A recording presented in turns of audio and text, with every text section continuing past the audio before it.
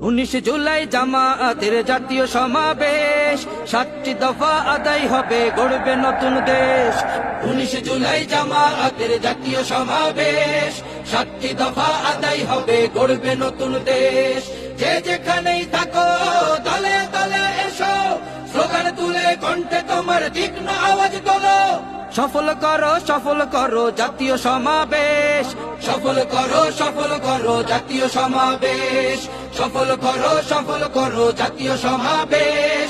19 তারিখ জামায়াতের জাতীয় সমাবেশ, দলে দলে চলো সবে জাতীয় সমাবেশ। 19 তারিখ জামায়াতের জাতীয় সমাবেশ। 19 তারিখ জাতীয় সমাবেশে আমাদের 7 দফা দাবি।